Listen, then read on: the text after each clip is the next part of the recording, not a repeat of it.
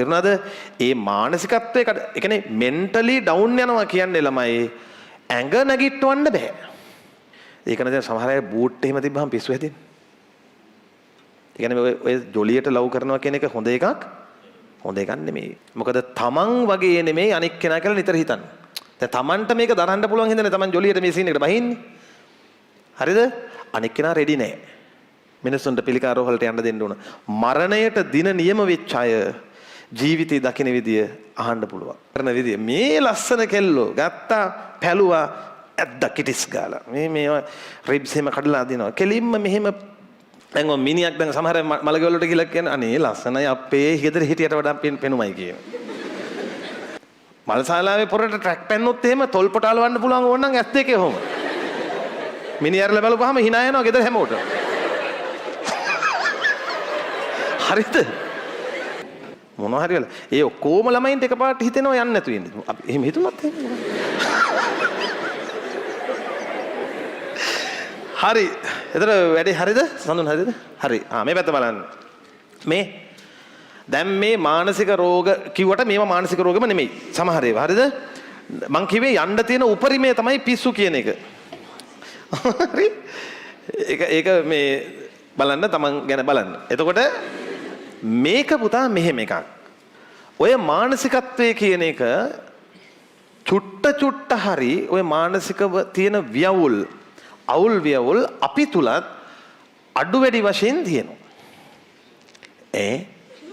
ඔව් අපි තුලත් අඩු වැඩි වශයෙන් මානසික ව්‍යාකූලතා තියෙනවා. ඒකයි අර සමහර මානසික වෛද්‍යවරු කියන්නේ මේ ලෝකයේ සියලු දෙනා මානසික රෝගීන් කිය. එතුමත් ඇතුළුවනේ එතකොට නේද? සියලු දෙනා කිව්වා මිනිහා විතර කරින්න බෑනේ. එතකොට මේ එහෙම රෝගීන් කියන තැනට අපි තල්ලු වෙන්න හොඳ නෑ කියලායි මම මේ කියන්නේ. ඒ නිසා මේ මානසික රෝග ගැන නිරෝගී මිනිස්සු මහා ලොකු දේවල් හොයන්න යන්න හොඳ නෑ. මේ කියන ප්‍රකාශය ආందోලනාත්මක වෙයි. ඇයි ඉගෙන ගන්න හොඳ නැද්ද? නෑ. ඉගෙන ගන්න ඕන මේ පැත්තට ස්පෙෂලායිස් වෙන්න කැමති කෙනා.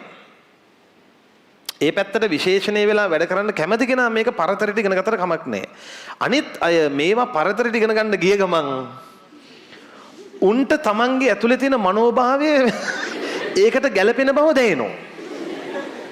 මේක සෙල්ලන්නේ කායිකව තල්ලු වෙනවා වගේ නෙමෙයි මානසික මෙන්න මෙහෙම වෙලා නැඹුරු වීම මානසික රෝගියෙක්ව බිහි කරනවා.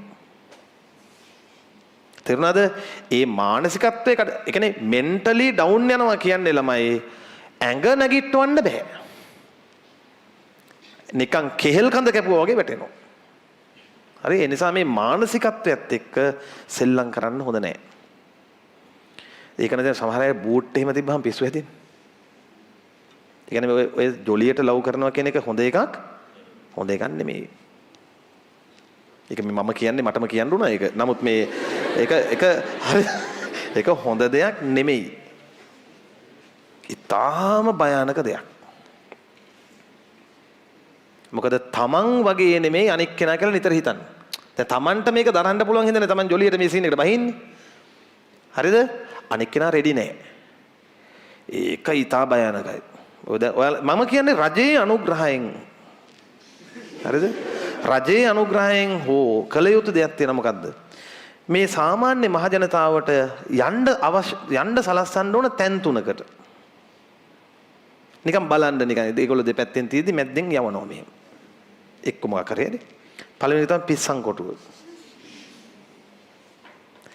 බලන්න යන්න ඕන තැනක් ජීවිතේ. හරි? මිනිස්සුන්ගේ හැඟීම් එක්ක සෙල්ලම් කරන්න හොඳ නෑ කියලා ගියපු මොහොතේම හිතෙනවා. ඒකෙන් එළියට එන්නේ මනුෂ්‍යත්වයට ආදරය කරන මිනිහෙක්. මිනිසත් බව කොච්චර උතුම්ද කියලා එළියට එනකොට තේරෙනවා. තේරුණාද? ඔන්න පුළුවන් වුණොත් යන්න නිකන් මේ මිනිස්සුන්ට මොන හරි උදව්වක් කරන්න හරි කෑමක් බීමක් දෙන්න හරි මොන හරි ෆන්ක්ෂන් එකක් හරි දාගෙන ගියොත් ඒක වටිනවා. දෙවෙනි තැන තමයි හිරගෙදර. හිරගෙදර පෙන්නන්න ඕන මිනිස්සුන්ට. වැරදි නොකර සිටීම කොතරම් උතුම්ද කියලා දැනෙන්නේ හිරේට ගියාම. හරිද? ඒ මහා පොරවල් එතන ගිහින් අසූචි පහ වෙන තරම් බය වෙන විදිය. ඒ කතා අහන්න ඕන, දකින්න ඕන. එච්චර කළු චරිත ලෝකේ ඉන්නවද කියලා දැනෙන්නේ එතෙන්ට ගියාම. ඒ නිසා මහජනතාවට හිරගෙදර ඇතුලේ සිද්ධ වෙන දේවල් දැනගන්න සලස්සන්න ඕන. මං හිතනවා වැරදි කිරීම අඩු වෙනවා. පුද්ගලිකව මං හිතනවා වැරදි කරන එක අඩු වෙනවා. මේ ආතල් එකේ වැරදි කරන්නේ ඇයි? හිරේ මොන වගේද? දන්නේ නැති නිසා. දන්නේ නැති නිසා. තුන්වෙනි එක තමයි පිළිකා රෝහල සහ මෝචරිය. මිනිස්සුන්ට පිළිකා රෝහලට යන්න දෙන්න ඕන. මරණයට දින නියම වෙච්ච අය ජීවිතේ දකින විදිය අහන්න පුළුවන්. ඔය ජීවිතේ අනියතයි අස්ථීරයි කියන එක ඇහුවට පිළිගන්නේ නේ. අරගොල්ලෝ අත්දැකීමෙන් කියන්නේ. ඒ දෙනේවට බඩබොකු ඇඹරෙනවා. ඔය තුනට පුළුවන් නම් විසිට් කරන්න. මෝචරියට කවදා හරි යවෙනවා. යන්න කලින් ගිහින් බලන්න. තේරුණාද? මේ බඹයක් තරම් ශරීරය නඩත්තු කරන්න අපි ගන්න වෙහෙසයි අන්තිමේට ඒක උරුම වෙන තනයි. ඒක දැනෙනවා. පුළුවන් නම් එම්බාම් කරන විදිහ බලන්න. පුළුවන් නම් පශ්චාත් මරණ පරීක්ෂණයක් පෝස්ට්මෝටම් එකක් බලන්න. කරන විදිය මේ ලස්සන කෙල්ලෝ ගත්තා පැලුවා ඇද්ද කිටිස් ගාලා මේ රිබ්ස් එහෙම කඩලා අදිනවා කෙලින්ම මෙහෙම නිරාවරණය වෙනවා ඇතුළ ඔක්කොම එළිය මෙතනින් කැපුවා ඔන්න කලන්ත එහෙම දන්නේ මේ වගේ ඇද්ද තේරෙනවද දැන් ඔය මිනිහක් දැන් සමහර මලගෙවල් වලට ගිහලා කියන අනේ ලස්සනයි අපේ ගෙදර හිටියට වඩා පෙනුමයි කියන මට ළමයි ඔන්න ඕව ඇහෙද්දි නම් යකෝ අර එම්බම් මල්ශාලාවේ මිනිහාගේ හපංක මේක. ඒ මිනිහා තමයි පවුඩර් එහෙම දාලා පොණ්ඩි පිරලා එවන්නේ. පොර ලස්සනට අර කට හදනවා. මිනිස්සයා තමයි හදන්නේ ඒක. සමහර අය ඔහොම ඉන්නකොට එකපාරට අහක් වෙනවා. ඊට පස්සේ ආයෙ සුපර් ග්ලූ දාලා එහා අලවනවා. ඔය ගන්නකො සුපර් ග්ලූ එක අම්මල්ලි කියලා. එතෙන්ට ගිහිල්ලා බලන්න වටිනවා. සමහර අය ඔහොම ඉඳලා අයනවා. ආයෙ කට අලවනවා යන්න. ගහන් කරපුවාම ඇතුලේ දිව නැහැ. මෙහෙ කියනවා නැගිටින්නලු ආයෙන්දලු. මලගෙදර කියන්නේ. ආයෙන්ද කියනවා දැන් යන්න එපා කියනවා. මෙහෙම උසල ගත්තාම මොකුත් නැහැ. පිදුරු තියෙන්නේ ඇතුලේ. හරිද? එහෙනම් ඒව බලන්න. මල්ශාලාවේ පොරට ට්‍රැක් පැන්නොත් එහෙම තොල්පොට අලවන්න පුළුවන් ඕන නම් ඇස් දෙකේ ඔහොම. මිනිහාරලා බලපුවාම hina යනවා ගෙදර හැමෝටම. හරිද? ඔබටත් මටත් අපි හැමෝටම උරුම දෙයි මං කියන්නේ.